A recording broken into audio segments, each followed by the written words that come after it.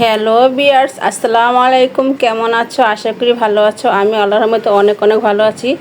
তো শুরুতে দেখাচ্ছি কতগুলো করলা। তো এই করলাগুলো টাটকা, আজকে সকালে আনছে, তাই ভাবলাম করলাগুলো তোমাদের সাথে শেয়ার করি। তো আজকে কিন্তু আমি দুপুরের খাবার আর সকালের আর কি ভিডিও, কিছু জমজমাট ভিডিও তোমাদের সাথে শেয়ার করতে এসেছি। একটা লাইক দিয়ে কিন্তু পুরোটা ভিডিও দেখবে। আর এই দেখো কতগুলো করলা আনছে। তো করলা দিয়ে আমি কি মাছটা রান্না করব সেটাই তোমাদের দেখাবো। আর দেখো কুরবানির সামনে, এর জন্য এতগুলা মাংসের জন্য কত আদা রসুন এনেছে তোমাদের ভাইয়া। তো সেই আদা রসুনগুলো আমি এখন ব্লেন্ডার করব। এগুলো ভালো করে কেটে তারপরে ব্লেন্ডার করব আদা রসুনগুলো। আদা রসুনগুলো কিন্তু এখন সস্তা, পরে আর কি এক সপ্তাহ পরে অনেক দাম বেড়ে যাবে। এই জন্য অনেকগুলো আদা রসুন এনেছে। এখানে অনেকগুলো আদা রসুন এনেছে। এগুলো বাছতে বাছতে পারে আমার 2 ঘন্টা সময় লেগেছে। এটা হচ্ছে গতকালের ভিডিও। এই দেখছো আমি এখানে অর্ধেকটা আদা রসুন ব্লেন্ডার করেছি, তাও আমার ছোট জালের ব্লেন্ডারে আমার ব্লেন্ডার নষ্ট হয়ে গেছে। আর এই দেখো ভিটামিনে সি এ ভরপুর এনেছে তোমাদের ভাইয়া। আমাদের ভিটামিন সি এর অভাব হবে না। প্রচুর কাঁচামরিচ, এখানে প্রায় 1 কেজি কাঁচামরিচ। এটাকে আমি একটা একটা করে বাছতে প্রায় 1 ঘন্টা সময় লাগবে। তো যখন আমি আর কি ফ্রি থাকবো তখন এই কাঁচামরিচগুলো আমি সবগুলো বেছে তারপরে ফ্রিজে রেখে দেবো। আর এই দেখো আমি দুপুরে রান্না করলাম কি, কই মাছ।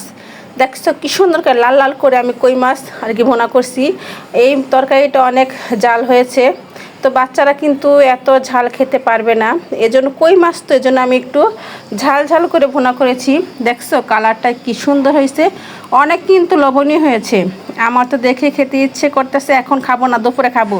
আর এই দেখো কি সুন্দর করে টমেটো দিয়ে ডাল রান্না করেছি। দেখছো ডালের কালারটা কি সুন্দর হয়েছে। আর ওই যে বললাম করলা, এতগুলো টাটকা করলা কীতে রান্না করব ভেবে পাই না। তারপর রান্না করছি জানো, কাতলা মাছের ডিম দিয়া।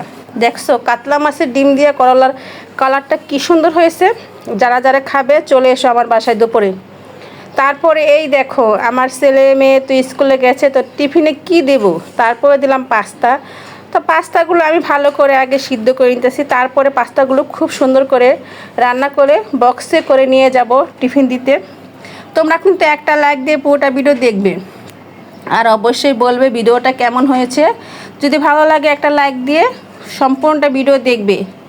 লাইক কিন্তু অবশ্যই দিবে, কিন্তু আমার ভিডিওতে লাইকের সংখ্যা খুবই কম, লাইক কেউ দিবারই চায় না। যারা যারা লাইক দিছো তাদের উদ্দেশ্যে কথাগুলো বলি নেই, যারা না দিছো প্লিজ লাইক দিয়ে দিও। তারপরে হচ্ছে এই দেখছো 2 বক্সে আমি টিফিন পাস্তা ভরে নিয়েছি, তারপরে দিয়ে আসবো। পাস্তা টিফিন দিতে না দিতে তোমাদের ভাইয়া নিয়ে এসেছে এত বড় একটা পাঙ্গাস মাছ, প্রায় অনেক বড় পাঙ্গাস মাছটা। এটারে আমি একটা ছোট্ট বটিদা কাটবো, এখন নিয়ে যাচ্ছি স্কুলে। তারপরে যখন যে বললাম না পাঙ্গাস মাছ, তো তোমরা কিন্তু দেখো আমি পাঙ্গাস মাছটা আর কি কাটবো, তারপরে তোমাদের অফ ক্যামেরায় কেটে নিয়েছি। দেখছো কত বড় একটা পাঙ্গাস মাছ। পাঙ্গাস মাছটা কিন্তু অনেক বড়, বেশ বড় হয়েছে পাঙ্গাস মাছটা। আমি পাঙ্গাস মাছটা মাপছিলাম, মনে 4 বিল, আমার হাতের 4 বিল্লাস হয়েছে। দেখছো মাথাটা কত বড়। তো এই মাছটা আমি অফ ক্যামেরায় একটা ছোট্ট বড়িতে কিন্তু এই মাছটা কেটেছি, সবাই তো দেখে অবাক হয়ে গেছে। আমি কিন্তু মাছ কাটার এক্সপার্ট, আমি খুব সুন্দর করে আর কি বড় বড় মাছ এক নিমেষে কেটে ফেলতে পারি। খুব ভালো লাগে আমার মাছ কাটতে, এই নামে আমি 1 নম্বর ওস্তাদ।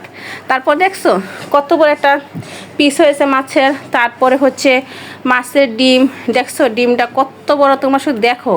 এই ডিমটা মনে হয় অনেক বড়, অনেকগুলো ডিম। আর দেখছো মাছের মাথাটা কত বড়। এই মাথাটা কিন্তু বাবুরা খেতে পারবে না, এই মাথাটা বড় আর কি যারা বড় তারাই খেতে পারবে। তো মাথাটা দেব আমাদের ঘরের কর্তাকে, মাথাটা দেব, ও খেয়ে বলবে মাথাটা কেমন হয়েছে। তো পাঙ্গাস মাছের রেসিপি অবশ্যই তোমাদের সাথে শেয়ার করব। তোমার সাথে ভালো থেকো, আল্লাহ হাফেজ।